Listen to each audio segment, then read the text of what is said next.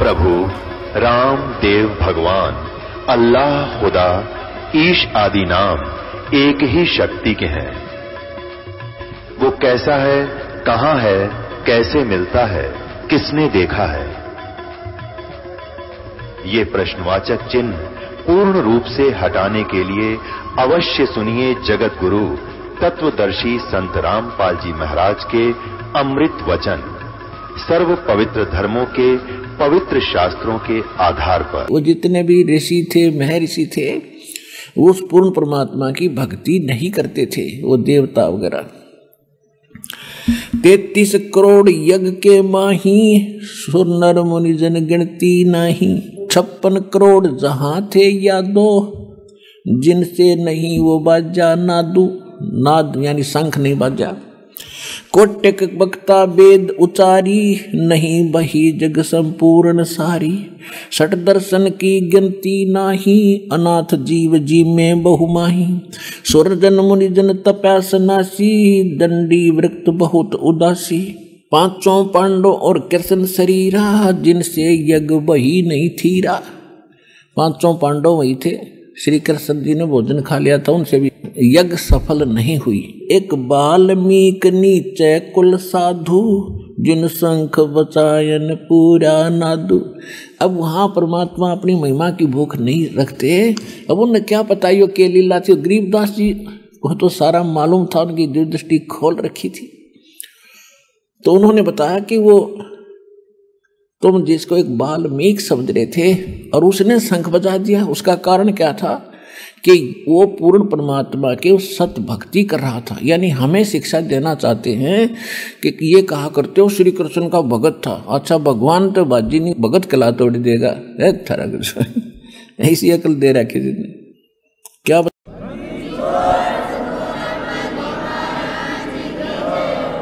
विपर से देव से, और खेवट विनाश जहाज कहो कौन खेव से। जहां पुंडरीक पाराशर नारद व्यास रे, गोरख दत्त दिगंबर और दुर्वास रे। वहां पर ये महात्मा बैठे थे जिनका शंख निवाजी, जिनको तुम आंडी महात्मा ऋषि महर्षि समझा करते थे। ये गिनती करवा रहे उनकी। जहां मारकंडे पिपलादिक रूमी ऋषि रे, कपिल मुनि जहां यज्ञ माही नाही बज्जा शंख रे। 9 योगेश्वर निर्भय काग भूषण रे, जहाँ 52 गादी जनक भक्ति प्रचंड रे। जहाँ सुखदेव ध्रुव प्रहलाद भक्ति के खम्भ रे, जग रची जब श्री कृष्ण किया आरंभ रे। बाजा सुपच का शंख स्वर्ग में धुन सुनी, गण गंधर्व गलतान सकल ज्ञानी गुणी। बाल्मीक के शंख को किए सुरमात रे, द्रौपद सुता के दल में आई भ्रांत रे। कण कण बाजा शंख स्वर्ग में भई सैल रे, और पांडवों ताप विध्वंस किए सब बद फैल रे। पांडवों के सभी वो तीनों ताप और जो न बद फैल बकवाद करी थी वो पाप कर्म, वो सभी विध्वंस कर दिया, उनका नाश कर दिया, खत्म कर दिया। ऐसे अचरज कीन दीन कै शर धरी। हरे हाँ महबूब कहता दास गरीब धनी नर कबीर हरी। इतना लीला करके अपने उस दास के सिर पर धर दी कि सुपच ने शंख बजा दिया।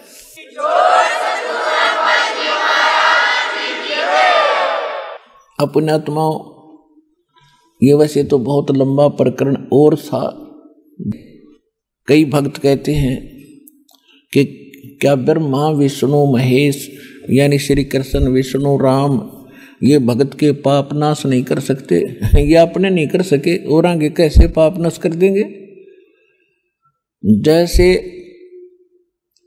नारद जी ने श्राप दिया था विष्णु जी को, जब नारद जी विवाह कराना चाहा था और विष्णु जी से उसने अपना रूप मांगा था। भी तो मेरा ऐसा है, चोटी राख रखी, पंडित जैसा मेरा वेशभूषा है, लड़की कैसे पसंद करेगी? एक राजा की लड़की का स्वयंवर था और उसके मीठे मीठे गीत सुनकर उस नारद का भी जी कर गया ब्याह करवाने। और पहले नाट्य था कि मैं शादी करवाऊँ मैं कोई ना, मन तो माया जीत ली। उसकी फड़क निकालने के लिए विष्णु जी ने एक लीला करी थी अब उसने करड़ी तरफ बना ली, नारद जी ने ब्याह करवाऊं। तो उसने सोचा भाई इस सूरत इस वेशभूषा में तो मैंने कोई स्वीकार करेगी नहीं लड़की, तो भगवान गणेश सुंदर हैं विष्णु जी, उसका रूप मांगूंगा। इस करके एकांत में जाकर प्रणाम की। विष्णु जी पहुंच गए, खां बोल भगत के मांगे कि भगवान वचनबद्ध हो जाओ। हक हो गया भाई कि मन ने करवाना ब्याह और मुझे आप अपना हरि रूप दे दो। संस्कृत में हरि बंदर ने भी कहे हैं बंदर को, विष्णु जी ने उसका बंदर का मुंह ला दिया तथास्तु। अब नारद जी ने सोचा तो सबसे हैंडसम हो गया ये, और वहां आकर बैठ गया जहां लड़की ने अपना पति चुनना था। राजा लोग बैठे कुर्सियों पर, बीच में बैठ गया डट के। लड़की वरमाला लेकर चली, नारद जी को पास कर गई। वह नारद जी ने सोचा क्या कैसे गड़बड़ रह गया भाई, इसने ध्यान ना पड़ा मैं दिखा को नहीं। वहां से उठकर लड़की डरा रही थी, दूसरी साइड में फिर जा बैठा खाली कुर्सी पे और यूं कर दिए मुंह नाड़ बार। वह लड़की 5 कदम पीछे से होकर दूर के निकल गई। तो वो कुछ नाराज सा होता दिखा, एक पड़ोस साथ में बैठा था एक राजा, वो बोला कहने लगा भाई भगत सुन ले, तेरे तो हमने डर लागन हो रहा है, तो अपनी शकल देख। वह पानी था तसले में, देख इसमें झांक के। वो देखा उसने बांदर का मुंह लग रहा है उसके, वो जान गया कि इसने जानबूझ के बकवाद करी है। उधर से क्या हुआ, श्री विष्णु जी आ बैठे कुर्सी पे, उस लड़की ने उस विष्णु जी का वरमाला गाल दी। तो नारद जी हो गए तो आग बबूला, अब ये तो इतनी नहीं भक्ति करा करते, तेरा नाश कर दूंगा, दयो तेरा नाश हो। विष्णु जी को श्राप दे दिया।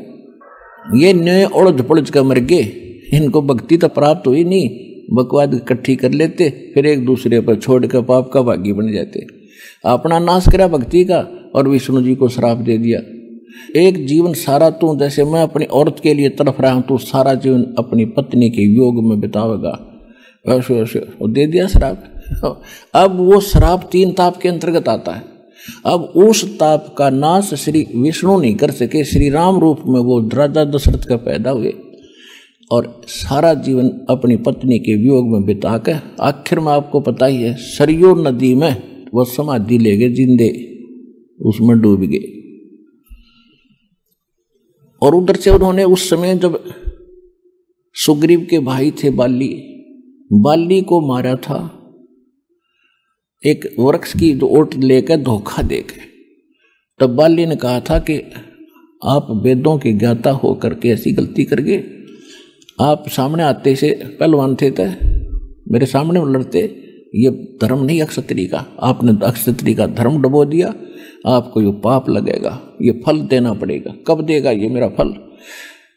श्री राम ने कहा कि द्वापर युग में तेरा बदला दूंगा। कहते हैं बदला कहीं ना जात है ये 3 लोक के माँ, और सतगुरु मिले कबीर से तो सब पाप कट जाए।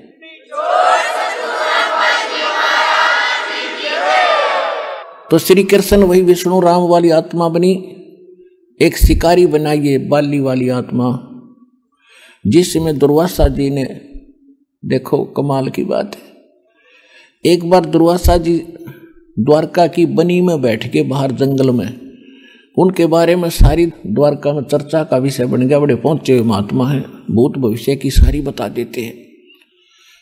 और उधर से यादव थे, जो यादव थे वो श्री कृष्ण जी को एक सर्वशक्तिमान मान के, क्योंकि उन्होंने घने ये जरा सिंह शिशुपाल जैसे कई का बकल तार दिया था, इस करके वह हीरो पा के थे श्री कृष्ण जी। तो यादव इस कारण से अपने आप को एक निर्भय और ये मान चुके थे कि तुम्हारा कोई कुछ नहीं बिगाड़ सकता, तुम्हारे साथ श्री कृष्ण है, तुम्हारा दादा परदादा जैसे भी वो मान रहे थे, और राजा और भगवान। तो उन्होंने इस प्रद्युम्न है, श्री कृष्ण का लड़का था प्रद्युम्न के साथ 5-7 बच्चों ने एक स्कीम बनाई कि दुर्वासा ऋषि की परीक्षा लेंगे, जो कैसी भूत भविष्य जानता है। तो उन्होंने प्रद्युम्न को एक लड़की का सांग बना लिया, गर्भवती का, पेट पे कढ़ाई बांध ली छोटी सी, जो छोंक छांक लान की आकर रसोइयों में, और ऊपर के उसके लोगड़ कपड़े बांध कर और लेडीज वाले कपड़े पर आ दिए।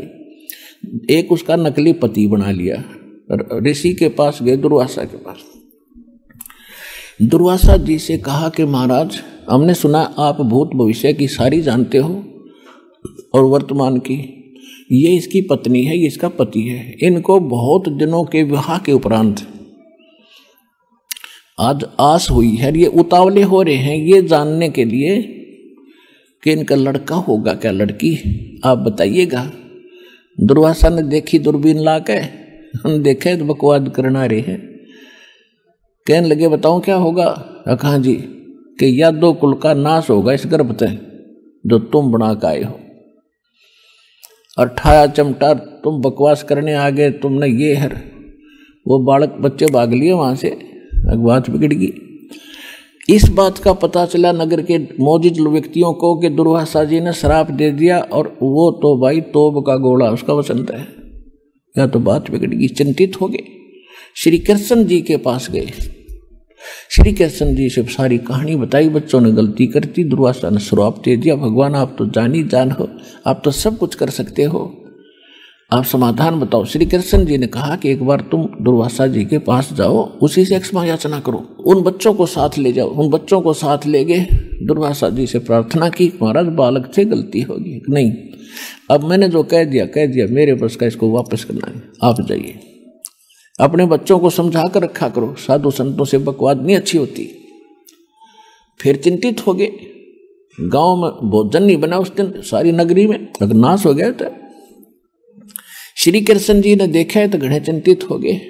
तो क्या समाधान बताया कि अभी क्यों चिंता करते हो, आ जाओ। तो इकट्ठे कर लिए और कहा कि किससे हमारा नाश होगा, जो गर्भ बनाया था कढ़ाया लोहे का, और ये कपड़े जो पैर रखे थे ऊपर गए। हाँ जी, इन कपड़ों ने तो आग लगा दो और इस कढ़ाई को, लोहे की कढ़ाई को घिसा घिसा कर और चूरा बना कर जमुना में डाल दो, ना रहेगा बांस ना बजेगी बांसुरी।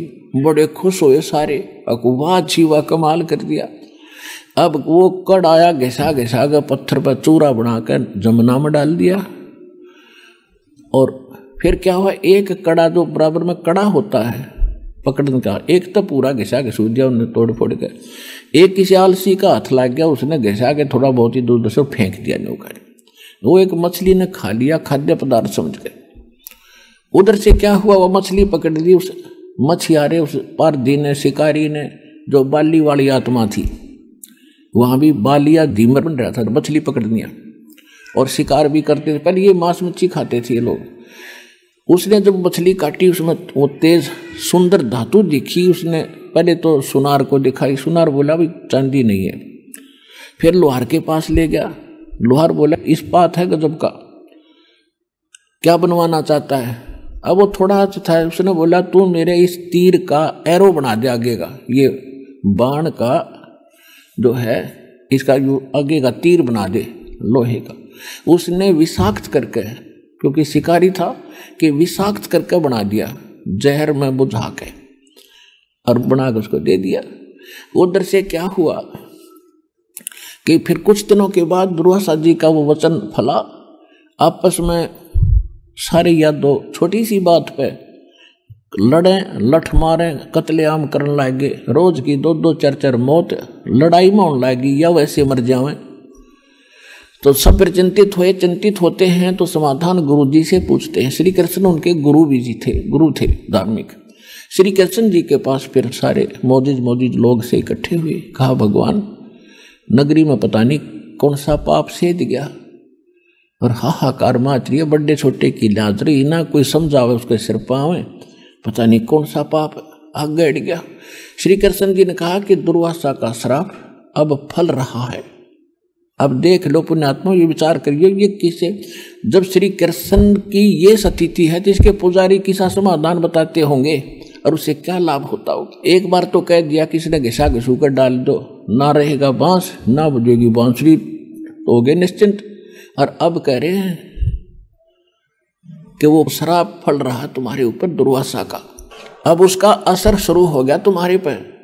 अब फिर हाथ जोड़ के खड़े हो गए, बोले बाले होते हैं श्रद्धालु तो, कि भगवान कोई समाधान बताओ कि ऐसा करो तुम सारे के सारे यादव नर मनुष्य और चाहे आज का नवजात शिशु भी क्यों ना हो, आज का जन्मा हुआ, उसको भी नर हो, उसको लेकर उस प्रभास क्षेत्र में चले जाओ जहां तुमने कड़ा घसा कर चूरा जमुना में डाला था। अब देखो जो चूरा डाला था कढ़ाई का वो बन गया घास तेज पत्तों का, ईंख की तरह, और तेज पत्ते वैसे तलवार कैसे हो गए। अब क्या बताया कि वहां जाओ तुम उस प्रभास क्षेत्र में और वहां सारे स्नान करके आओ जमुना में, तुम्हारा साप नाश हो जाएगा। अब गुरु जी ने बता दिया, सारे खुश हो गए। छोटे बच्चे जो उस दिन पैदा हुए थे उसने भी ले लेकर लड़कों को, और सारे नर यादव चल पड़े वहां जा इकट्ठे हुए। पहले तो जाते नहावे स्नान करें और फिर बाहर आते लट्ठम लट्ठा, आंख बड़े थी पहले से ही, वो घास निकाल कर मारे, वो तलवार का काम करे, कत्लेआम मच गया। 56 करोड़ यादव कट कर मर गए। अब बच गए श्री कृष्ण। श्री कृष्ण द्वारका छोड़कर जंगल में जा लौटे, एक वृक्ष के नीचे घुटने पर पैर रख कर ऐसे लेटे हुए थे। तलवार सामने था। श्री कृष्ण के पैर में एक पद्म था जो बहुत ज्यादा चमकता था, जैसे 100 वाट का बल्ब कहीं दिन में जग रहा हो वृक्ष के नीचे तो उसकी अलग से चमक दिखाई देती है। ऐसी चमक थी उसके पैर में, वो कुदरती था उनके पैर में। श्री कृष्ण जी एक वृक्ष के नीचे लेटा हुआ था, वृक्ष की जुर्मट नीचे टिकी हुई थी जमीन पर, और वो शिकारी जिसने वो कढ़ाई का एक कड़ा वो तीर बनवाया था उस दिन उससे न ले रहा। ये तो विधि विधान होता है। अब उसने सारा दिन कोई शिकार मिला नहीं। उसने सोचा इस वृक्ष के नीचे रेस्ट करता हूं, फिर देखूंगा आगे चल के। वृक्ष के निकट आया तो उसने देखा कोई वस्तु चमक रही है। उस वृक्ष की उस शाखाओं के अंदर से, जुर्मट के अंदर से दिखा तो उसने क्या आइडिया लाया कि ये मृग की आंख है, हिरण की, और मैं इधर उधर से जाऊंगा, यू भाग जाएगा, तेरे हाथ में लकड़ेगा। निशाना साध गया, उससे उसमें ठोक दिया तीर और जहर से बुझा हुआ। श्री कृष्ण जी के तालवे में लग गया। श्री कृष्ण जी चिल्लाए, मर गया रे, मर गया रे। अब उसने सोचा शिकारी ने कोई मानस मर गया तो जुल्म हो गया तेरे से। वो भाग कर आया जल्दी से, क्या देखा कि मुकुट समेत ये तो राजा मर गए। अब तेरा क्या होगा? रो और बुरा हाल कर दिया। हे महाराज, मेरे से गलती बन गई है महाराज, मैं जानकर नहीं मारा, मैंने तो ऐसे ऐसे आपके पैर में चमक देखी, ये सोचा ये मृग है, मृग जानकर मारा दाता, आप तो समर्थ हैं, कुछ भी सजा दो।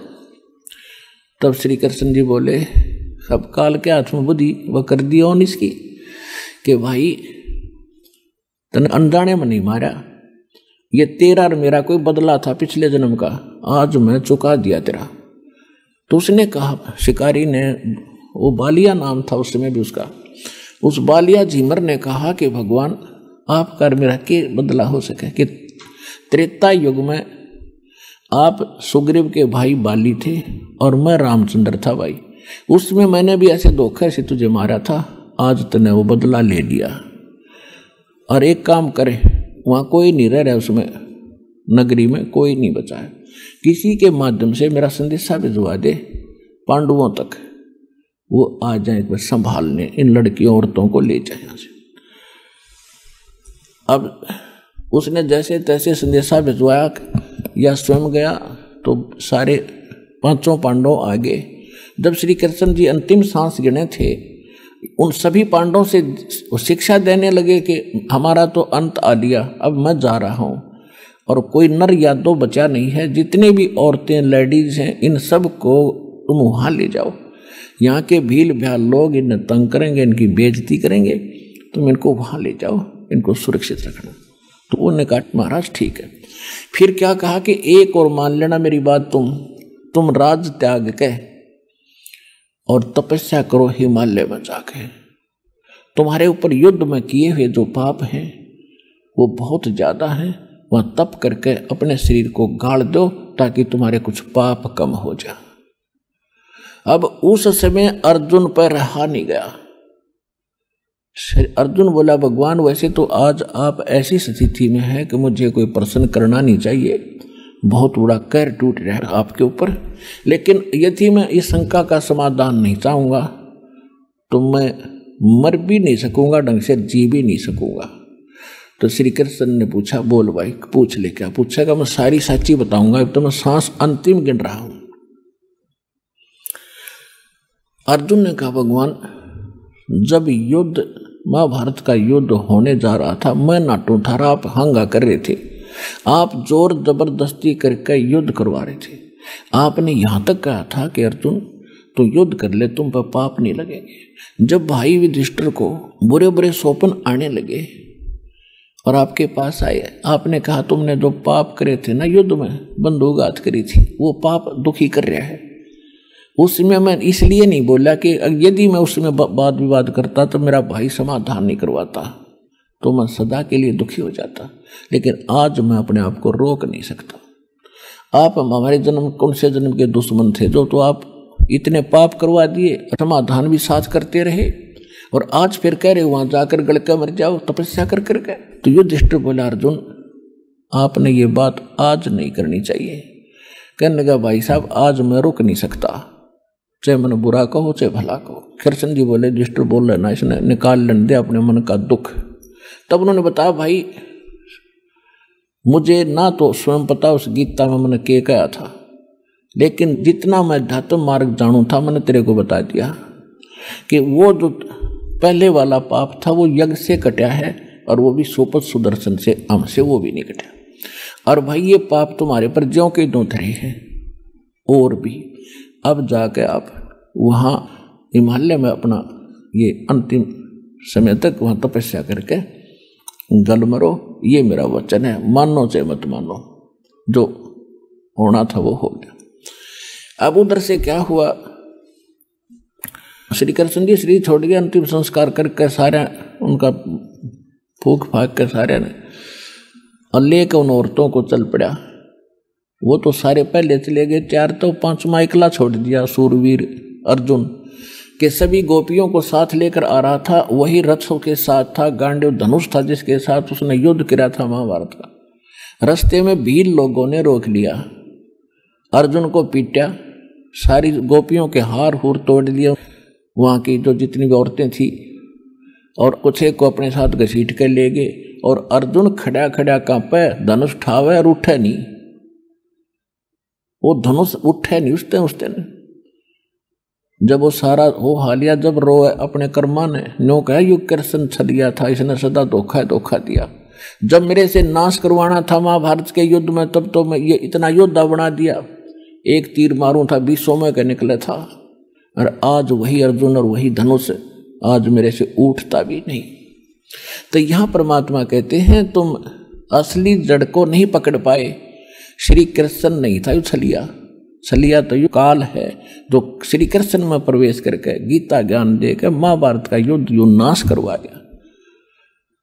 और इसका समाधान कबीर परमेश्वर के पास है, इस दास के पास है।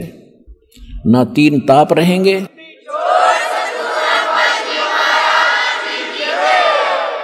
सूक्ष्म वेद में कहा है, इस ऋषियों को लताड़ा है परमात्मा ने। दुर्वासा को पेतहा समझन आई नीच, 56 करोड़ यादव कटे हुआ मची रुद्र की कीच।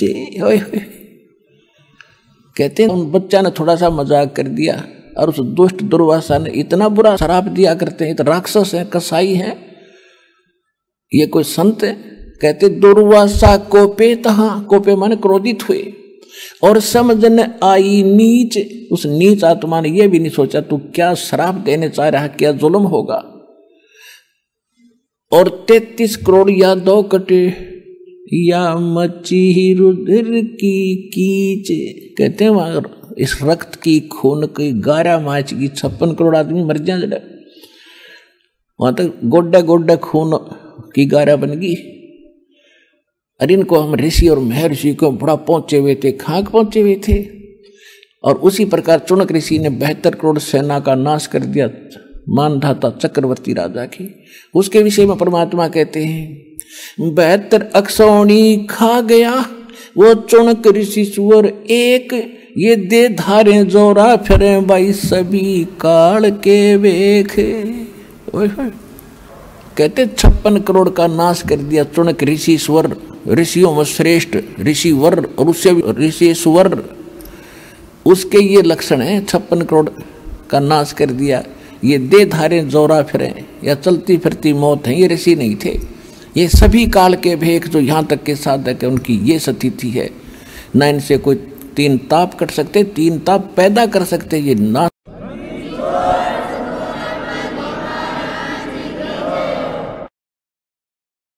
परम पिता परमात्मा पूर्ण ब्रह्म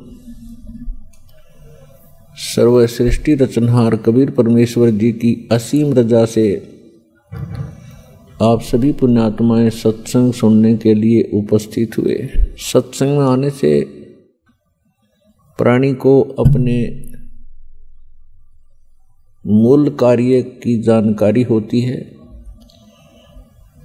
मानव शरीर किस लिए प्राप्त हुआ था, इसका मूल उद्देश्य क्या है, हम कर क्या रहे हैं।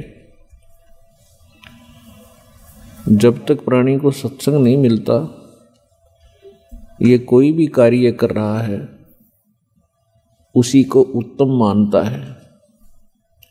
कोई कसाई का काम करता है उसको भी श्रेष्ठ मान रहा है, क्योंकि उसने दादा परदादा यही काम करते देखे, तो उसको कोई ऑब्जेक्शन नहीं।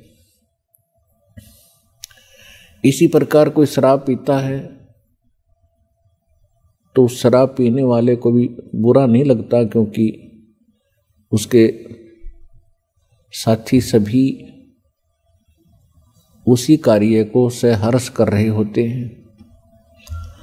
इसी प्रकार कोई चोरी करता है तो चोरों का ग्रुप भी भिन्न ही होता है, तो उनके सब के विचार एक जैसे ही होते हैं, इसलिए उनको वो काम बुरा नहीं लगता। सत्संग में आने से परमात्मा का विधान ज्ञान होता है, परमात्मा के नियमों की जानकारी होती है,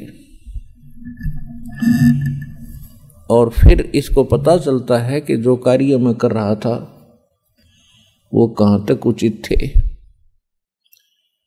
फिर वो त्यागने की चेष्टा करता है और एक दिन उनसे विमुक्त हो जाता है। ठीक इसी प्रकार सत्संग में आने से हमें एक और ज्ञान होता है। हम कौन हैं, कहाँ से आए हैं, हमारा उद्देश्य क्या है यहाँ रहने का। ये जीने मरने वाला जो सिस्टम है, सिलसिला है, ये है क्या। आज हम कितना अच्छी तरह अपने बच्चों में, अपने रिश्तेदारों में, भाई बहनों के साथ प्यार से रह रहे हैं। इनमें कितना मोह है, इन्हीं के लिए दिन रात हम प्रयत्न करते रहते हैं। सारा दिन कमाते हैं, रात को भी नहीं सो पाते हैं और टाइम भी करते हैं, और फिर पता नहीं हम रहें या ना रहें, हमारे साथ जो बच्चे भाई बहन माता पिता हैं उनका कितने दिन का संयोग हमारे साथ है, वो कभी भी जा सकते हैं। फिर हम क्या करते हैं, रोते हैं, बिलखते हैं, उनको याद करते हैं। तो ये बहुत बुरी बात है। हम कितना अच्छी तरह यहाँ रह रहे हैं, फिर मृत्यु होती है, कितना घिनौना कर्म है ये। और फिर भी हम इससे मुक्ति का प्रयत्न नहीं करते, तो हम पत्थर हैं, इंसान नहीं है। अभी तक तो हमें पता ही नहीं चला था कि इसका कोई विकल्प है, इसका एंड भी है। अब परमात्मा ने अपना विधान स्वयं आकर बता दिया। जिसको सूक्ष्म वेद कहते हैं, जिसको तत्व ज्ञान कहते हैं, वो परमात्मा ही बता सकता है। उस परमेश्वर ने स्वयं आकर बता दिया है कि ये लोक ठीक नहीं है, यहाँ का भगवान ये परमात्मा नहीं है। परमात्मा का अर्थ होता है श्रेष्ठ आत्मा। यहाँ का जो मालिक है ये परमात्मा नहीं है। परमात्मा उसे कहते हैं जो कभी किसी को दुख ना दे, केवल सुख ही दे। और भगवान कहते हैं जो भोग्य पदार्थ प्रदान करे। तो परमात्मा तो एक ही है, बाकी कसाई भी भगवान होता अपने बकरों के लिए, उनको खूब सुविधा देता है, चारा चराता है, पानी की व्यवस्था करता है, झोंपड़ी सेट डालकर गर्मी सर्दी से बचाता है, वो उनका भगवान है, लेकिन वो परमात्मा नहीं है, वो श्रेष्ठ आत्मा नहीं है। श्रीमद् भगवत गीता अध्याय नंबर 15 के श्लोक 16 और 17 में 3 पुरुष 3 प्रभु बताए। एक सरपुरुष ये स्वयं है, यहाँ का जो मालिक है, ब्रह्म है, जिसको काल भी कहते हैं, जिसे ज्योत स्वरूपी निरंजन भी कहते हैं, जो 21 ब्रह्मांड का स्वामी है, प्रभु है, मालिक है। और अक्षर पुरुष है, वो 7 शंख ब्रह्मांड का स्वामी है। और ये दोनों नाशवान हैं, इनके अंतर्गत जितने प्राणी हैं उनकी जन्म और मृत्यु सदा बनी रहेगी। गीता अध्याय नंबर 15 के श्लोक 17 में स्पष्ट किया है कि उत्तम पुरुष है तो अन्य परमात्मा इति उदाहरत है, ये लोकत्रयम् आविश्य विवर्ती अवैश्वर है। इसमें यह स्पष्ट किया है कि उत्तम पुरुष, श्रेष्ठ परमात्मा, श्रेष्ठ प्रभु, वो तो कोई इन दोनों से अन्य है। और परमात्मा इति उदाहरत है, जिसको परमात्मा कहते हैं, वो परमात्मा है। वो दुख नहीं देता, वो सुख ही सुख देता है, वो सुख का सागर है। सुख सागर का अर्थ है कि जहां सुख का एंड ना हो, समाप्त ना हो। और वही तीनों लोकों में प्रवेश करके सबका धारण पोषण करता है। तो यहाँ सतलोक आश्रम बरवाला जिला हिसार के अंदर उस परमात्मा की जानकारी दी जाती है और उसको प्राप्त करने की विधि बताई जाती है। वो परमात्मा, उस परमात्मा की शरण में आने से कबीर भगवान है, वो कबीर परमात्मा है, वो वास्तव में भगवान है, वास्तव में परमात्मा है। और उसकी शरण में आने के उपरांत आपको यहां भी सुख देगा, क्योंकि वो सुख सागर है, वो परमात्मा है, दुख नहीं देता। यदि हम कोई कष्ट उठाते हैं तो अपनी कमजोरी के कारण मर्यादा भंग करके हम अपना कोई हानि कर लेते हैं। नहीं, परमात्मा की शरण में आने के बाद आपको रोज नए सुख होंगे, आपके सब कष्ट निवारण होंगे और अंत में आपको वो स्थान प्राप्त होगा जहाँ फिर कभी जन्म मृत्यु नहीं होती। उसको सतलोक कहते हैं, सचखंड कहते हैं। वहाँ आपकी ऐसे ही परिवार होगा, फिर वो कभी मृत्यु में नहीं आएंगे। वहाँ विकार नहीं है, राग द्वेष नहीं है, वहाँ केवल सुख ही सुख है। वहाँ आप पहले रहते थे, वहाँ आपको बहुत सुख था, उस सुख को छोड़कर आप गफलत करके यहाँ आ गए इस गंदे लोक में। अब आपको वो सुख याद आते हैं कि काम ना करूं और सारी वस्तु मिल जाए। सबकी नीति ये है कि काम करना ना पड़े, सारी सुविधाएं उपलब्ध हों, बड़ी कोठी हो, कार हो, घूमन फिरने खूब बाग बगीचे हों, फव्वारे लगे हों। तो यहां तो वो हो ही नहीं सकता। यहां चाहे पूरी पृथ्वी का राजा बन जा, उसने भी काम करना पड़ेगा। तो ये कहाँ था? सतलोक के अंदर है। वहाँ खूब सुविधाएं हैं, कुछ काम नहीं, भरे भंडारे भगवान के। अब जैसे आप यहाँ आते हो सतलोक आश्रम बरवाला के अंदर, यहाँ आपको बना बनाया भोजन मिलता है, बिछे बिछाए मैट मिलते हैं, सारी सुविधाएं हैं। आपको काम क्या है? खाओ पियो, अपना भक्ति करो, चर्चा करो परमात्मा की। कितना आनंद से दिन व्यतीत हो जाते हैं। तो इसी प्रकार ये एक रिहर्सल है उस सतलोक की। लेकिन वो जो सुख है वो तो यहाँ ना दिया जा सकता है और ना बताया जा सकता है। वो तो वहाँ जाने से ही आपको पता चलेगा। ये एक केवल उसकी थोड़ी सी नकल है। तो वहाँ जाने के बाद आपकी ना कभी मृत्यु होगी, ना कोई काया कष्ट होगा। इसलिए परमात्मा के चरणों में आकर के आपको एक विशेष ज्ञान होगा कि हम जो काम कर रहे हैं, जो संपत्ति जोड़ने की हम चेष्टा कर रहे हैं, इसमें हम रहेंगे कितने दिन। तो उसके लिए विकल्प है कि परमात्मा के चरणों में लगो, भक्ति करो, बुराइयों से दूर होना पड़ेगा आपको।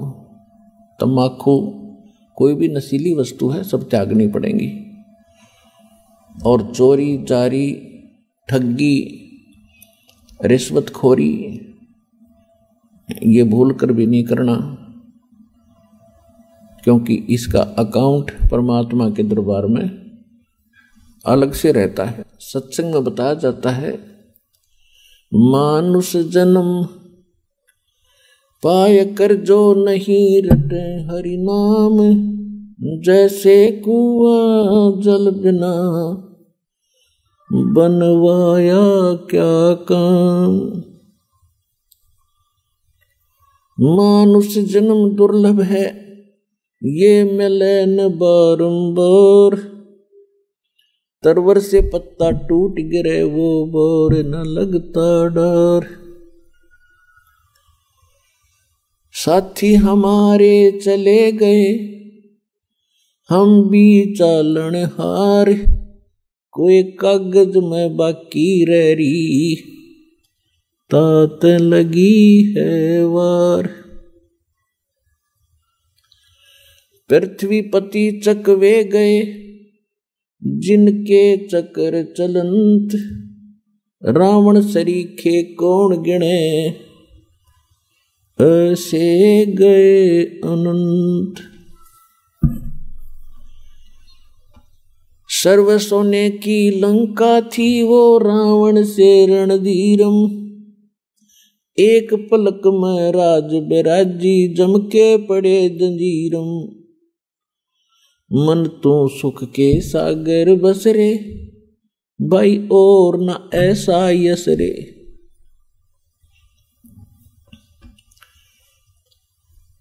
तो याद दिला जाता है कि बोले मानो, ये मनुष्य जीवन ऐसे नहीं प्राप्त होता जैसा आपने सस्ता सा समझ रखा है।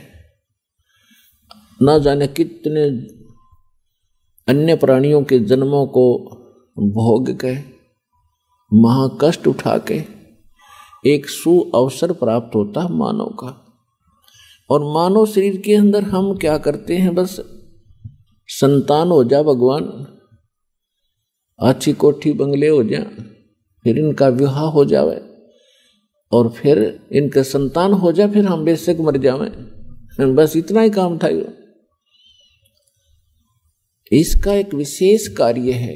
ये कर्म जो आप कर रहे थे बगैर भक्ति के, ये तो पशु पक्षी भी आपसे अच्छी जिम्मेदारी से करते, लेकिन केवल यही काम मनुष्य का नहीं, इसके पैरेलल एक काम और है जो सत्संग में आने से ज्ञान होता है। अपने आत्माओं जैसे ये नकली संत भी सत्संग करते हैं, मिलता जुलता ज्ञान भी लगभग बता देते हैं कि भक्ति करो नहीं तो दुख हो जाएगा, लेकिन उनके पास समाधान नहीं है। तो वो सत्संग सुनना या ना सुनना बराबर है।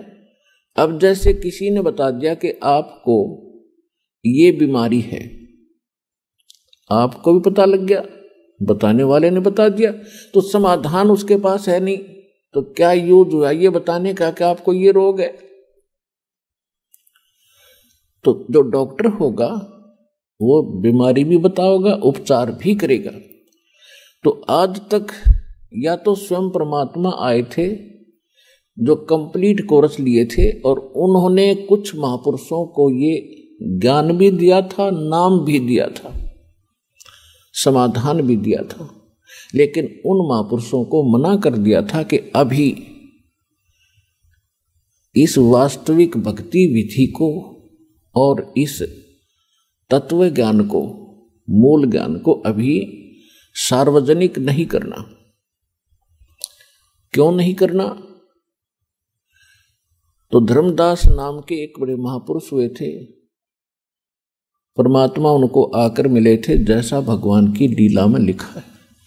तो धर्मदास जी ने पूछा था, प्रभु आपने मुझे सारी कहानी सुना दी और परमात्मा वो स्थान दिखा दिया जहां से हम गिरे थे इसे गंदे लोक में। और अब आपने मुझे सब मंत्र दे दिए और परमात्मा अब आप मेरे बच्चों को या अन्य किसी व्यक्ति को ये नाम देने के लिए मना कर रहे हो, इसका कारण क्या है? आपका दास जानना चाहता है। तब परमात्मा ने कहा था, धर्मदास ये गंदा लोक है, यहाँ का भगवान बहुत निकम्मा है, ये परमात्मा नहीं है, ये छल कपट करके जीव को यहाँ फंसाए बैठे है। और ये जितने भी प्राणी इसके लोक में हैं ये सब अपनी गलती से बालकपन में यहाँ फंसे हैं। अब इनको इसने इतना मिसगाइड कर दिया है, इतना भ्रमित कर दिया है कि इनको समझाना मेरे लिए बड़ा दूभर हो गया है। और अब इसने ऐसा मोर्चा डांट दिया कि असली भगवान का तो नामो निशान मिटा दिया। और बाकी सारी चीज को कैसी पूजा करता है, बड़ी खुशी से करता रहो, कोई प्रॉब्लम नहीं। कहीं तीर्थ पर जाओ, कोई व्रत रखो, कोई मंदिर पूजो, मस्जिद पूजो, गुरुद्वारा पूजो, चर्च में जाओ, या कहीं 4 ईंट लगा के वो मत्था टेकते रहो, या कोई घोर तप कर लो। वो साधना इसने समाप्त कर दी जिससे मोक्ष होगा। और इस काल भगवान ने अपने दूत भेज रखे हैं ये संत बना के। ये मेरे बच्चे हैं सभी, ये संत भी मेरे बच्चे हैं, मेरी आत्मा है, और श्रोता भी मेरी आत्मा है। लेकिन अब ये इतने भ्रमित हो गए, काल के हाथों पड़ गए। अब यो इनको नाच नचा रहा है, इनकी पूंजी का नाश करवा रहा है। जो संत या कोई नेता, राजनेता, कोई मंत्री, प्रधानमंत्री, राष्ट्रपति बनते हैं, ये पिछले जन्म के बहुत घने पुण्यकर्मी प्राणी होते हैं। जैसे इन्वर्टर की बैटरी चार्ज कर रखी हो और वो पूरी चार्ज है, तो वो चार्ज है तो वो आगे चार्जर नहीं भी लगा है, हटा दिया गया है, तो भी वो अपना काम प्रॉपर कर रही है।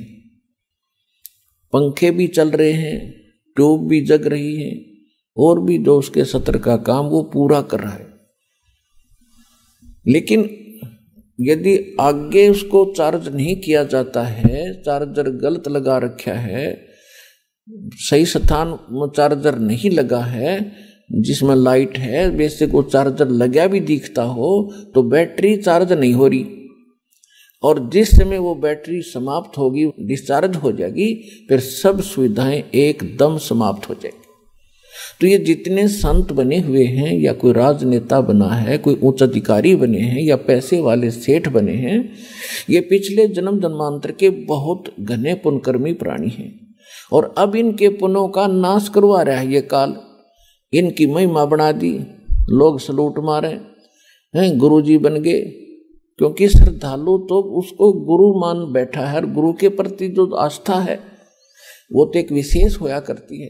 लेकिन एक यदि कोई व्यक्ति गधे के ऊपर आस्था लगा ले कि या गाय हर बाल्टी भरेगी दूध की, वो तो मूत की तो भर सके है, दूध की नहीं उसके पास।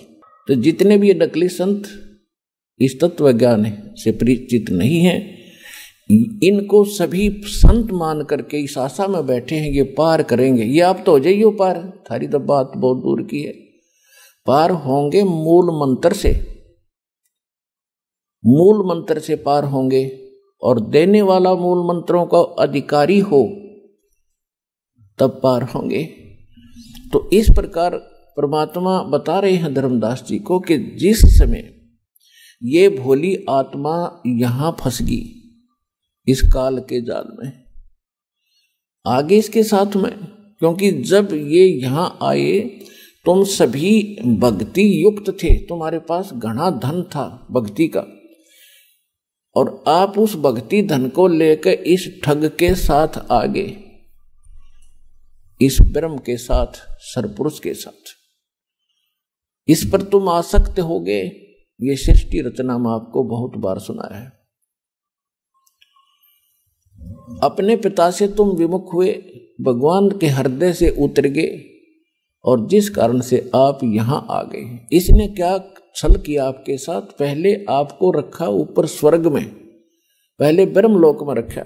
ये ब्रह्मलोक क्या है, एक रेस्टोरेंट है, एक ये होटल है और ये उसका मालिक है।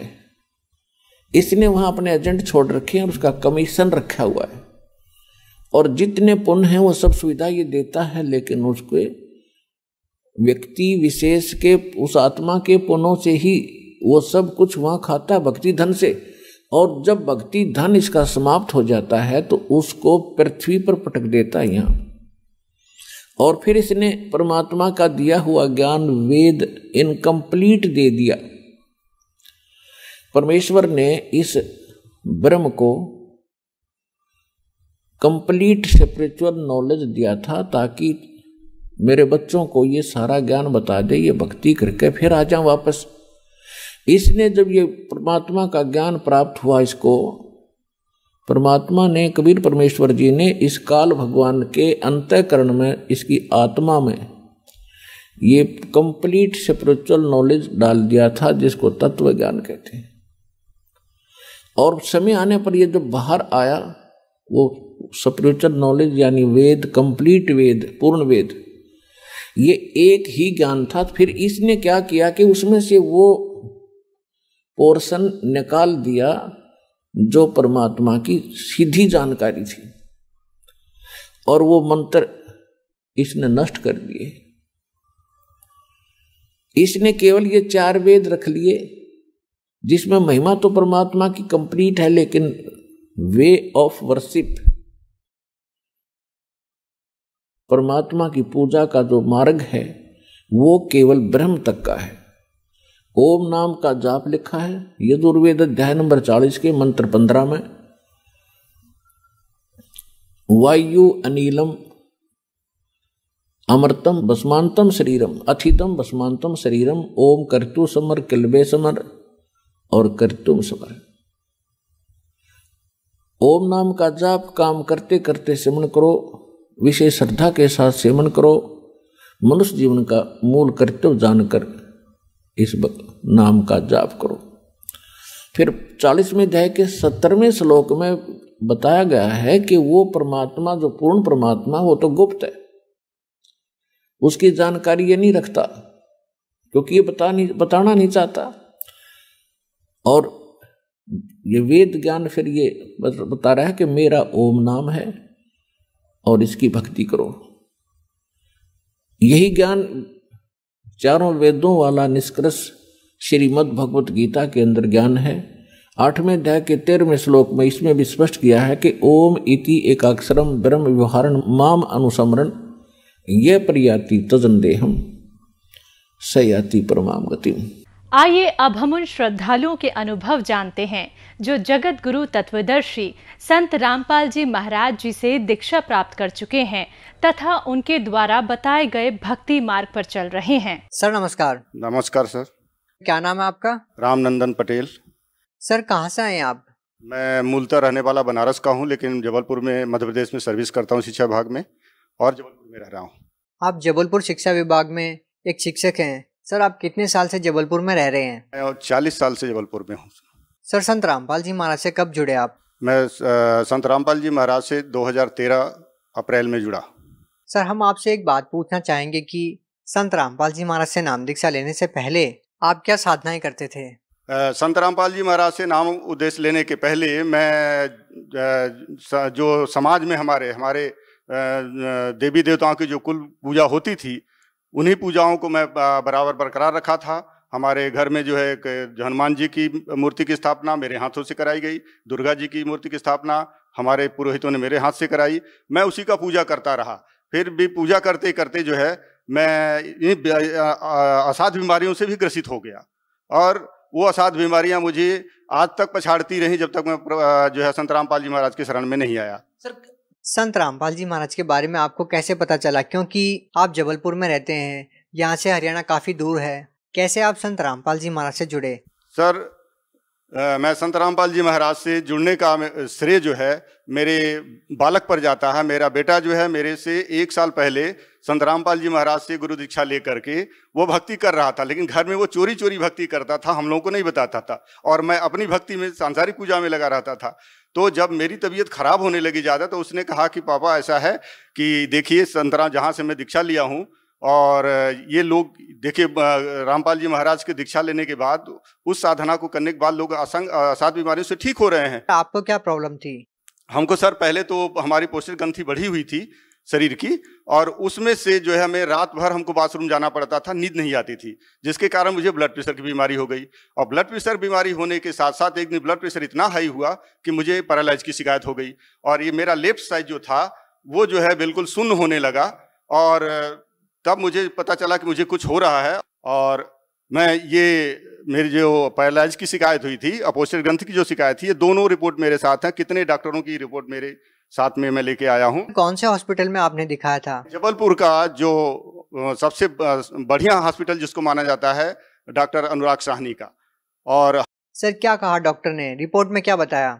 रिपोर्ट में ये कहा गया, मुझे तो नहीं बताया डॉक्टर ने, इन्होंने मुझे इतना बताया कि आपके ब्रेन में क्लॉटिंग है, और उस क्लॉटिंग की वजह से आपको पैरालाइज हुआ है, और इतना बता के उन्होंने कहा आपको भर्ती होना पड़ेगा। उन्होंने एडमिट कर लिया, मैं 1 महीने तक अस्पताल में एडमिट था। लेकिन मेरे बच्चे को बुला करके बाद में पूछा गया, उससे बताया गया कि ये इनको बचने की उम्मीद नहीं है, आप उम्मीद छोड़ दीजिए।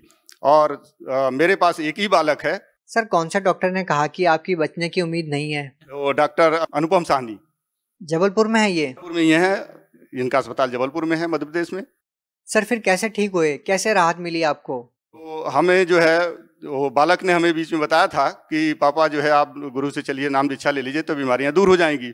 तो मैं बीच में गुरु से नाम दीक्षा तो लिया जा करके बरवाला, यहाँ जबलपुर से दिल्ली गया, दिल्ली से फिर बरवाला जाके नाम दीक्षा तो लिया, लेकिन मुझे पहले उतना विश्वास नहीं हो रहा था, और मैं भक्ति ठीक से नहीं कर रहा था, और मैं जगत में भी कुछ लगा रहता था। तो लेकिन जब मैंने दीक्षा तो ले लिया था, जब मुझे ये पैरालाइज का अटैक हुआ था, तो मुझे तुरंत अपने गुरु संत रामपाल जी महाराज का ध्यान आ गया कि उन्होंने मुझे जो मंत्र दिया था, और उसमें हमने सुना भी था इंटरव्यू में कि जो इस नाम का जाप करता है, गुरु जी के बताए के अनुसार इस नाम का जाप करता है तो तलवार से लगा हुआ जो घाव होता है वो सुई की नोक के बराबर दर्द में बदल जाता है। तो जब मुझे अटैक हुआ तो मैं उस मंत्र का मन ही मन जाप करने लगा। तो हमारा जहाँ तक हमारा अंग शरीर का शून्य हो गया था, जहाँ सेंसेशन नहीं था, वो सेंसेशन वहीं तक जो है रुका रहा, और धीरे धीरे धीरे धीरे वो शून्यपन खत्म होने लगा शरीर का, और मैं बहुत जल्दी रिकवर हो गया, और अस्पताल से मुझे छुट्टी मिल गई, और आज मैं आपके सामने बिल्कुल स्वस्थ निरोग। मेरी जो है पोस्टर ग्रंथि का भी ऑपरेशन नहीं कराना पड़ा, वो भी ठीक ठाक है, ब्लड प्रेशर नहीं है, मैं कोई दवाई नहीं लेता हूँ, और पैरालाइज की भी कोई दवाई नहीं लेता हूँ, और आपके सामने आज स्वस्थ बिल्कुल खड़ा हूँ। और साथ ही में अब मेरे परिवार में कोई भी व्यक्ति बचा नहीं है, सब संत रामपाल जी महाराज से दीक्षा लेकर अपनी अपनी भक्ति में लीन हैं, और हम लोग स्वस्थ और सुखी जीवन व्यतीत कर रहे हैं, आर्थिक लाभ है। सर लोग आजकल भक्ति भी करते हैं, गुरु भी बना रखे हैं, लेकिन भक्ति करने का मतलब लोगों को ये नहीं पता कि वही पैरालिसिस जैसी बीमारियां, कैंसर जैसी भयानक बीमारियां ठीक हो सकती है। लेकिन जैसा कि आप बता रहे हैं, रिपोर्ट्स में आप साफ दिखा रहे हैं, डॉक्टर का नाम आप बता रहे हैं, आपको संत रामपाल जी महाराज से नाम दीक्षा लेने के बाद कोई ऑपरेशन नहीं करवाना पड़ा, आपकी पैरालिसिस की बीमारी ठीक हो गई। सर लोगों को आप कैसे समझा पाएंगे, लोग कैसे विश्वास करें? आप रिपोर्ट्स दिखा रहे हैं। सर विश्वास जब ही होगा सर, जब हम किसी चीज़ का उपभोग करेंगे, किसी चीज़ पे जो ज्ञान बताया जा रहा है उस ज्ञान को हम सुने, उसके अनुसार आचरण करें, तो उसका फल आपको मिलेगा। क्योंकि हमने उस आचरण अपने लाया उस चीज़ को, गुरु जी के मंत्र को, और हमें फायदा हुआ, इसलिए मैं आपको रिपोर्ट सहित प्रमाण दे रहा हूँ कि मुझे फायदा हुआ। अगर आप गुरु संत रामपाल जी महाराज से जुड़ते हैं, उनसे गुरु दीक्षा लेते हैं और उनके बताए हुए रास्ते पर चलते हैं, तो आपको निश्चित है आपको फायदा मिलेगा। बिल्कुल लोगों को विश्वास हो सकता है, लेकिन एक हैरान करने वाली बात है। सर आप एक बात बताइए, आप एक शिक्षक हैं, आप बिल्कुल झूठ नहीं बोलेंगे। सर आप सच सच बताइए कि पहले क्या आप कोई नशा करते थे?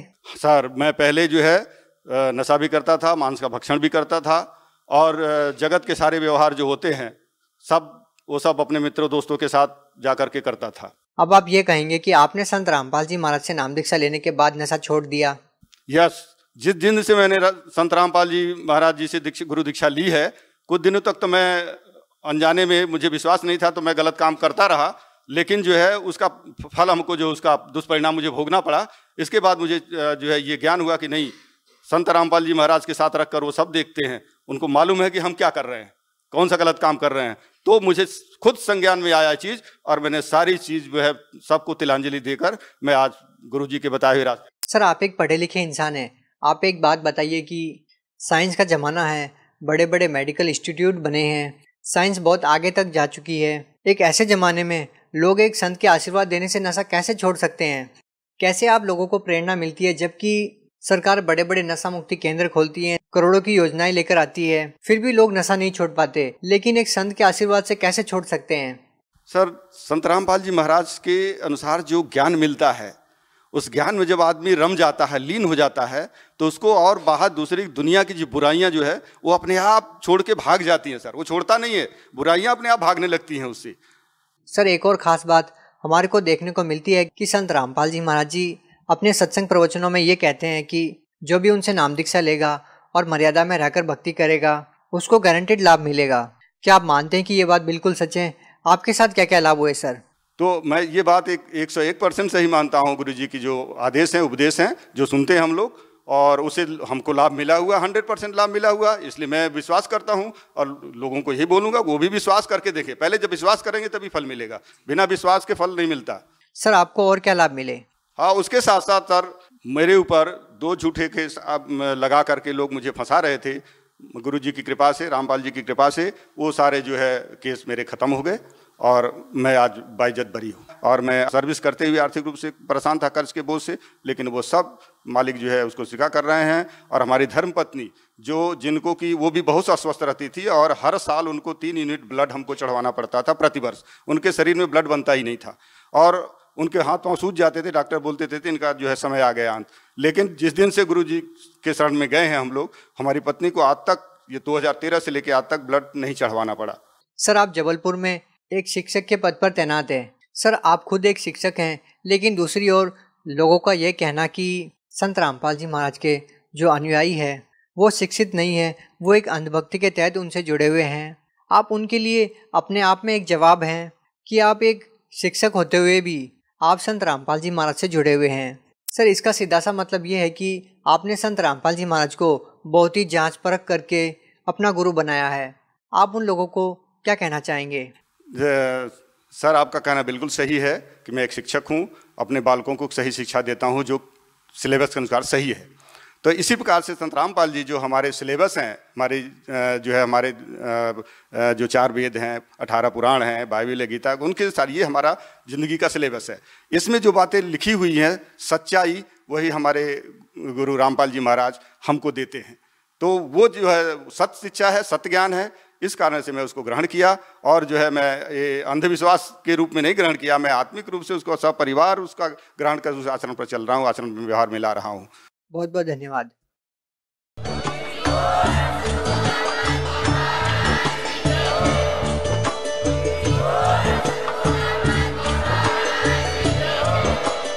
आप सुन रहे थे जगत गुरु तत्वदर्शी संत रामपाल जी महाराज जी के मंगल प्रवचन। अधिक जानकारी के लिए विजिट कीजिए हमारी वेबसाइट www.jagatgururampalji.org। संत रामपाल जी महाराज जी के शुभ आशीर्वाद से पूरे विश्व भर में 500 से भी ज्यादा नाम दीक्षा केंद्र हैं, जिन पर संत रामपाल जी महाराज जी द्वारा ऑनलाइन निशुल्क नाम दीक्षा दी जा रही है। अपने नजदीकी नाम दीक्षा केंद्र का पता करने के लिए संपर्क करें 8222880541।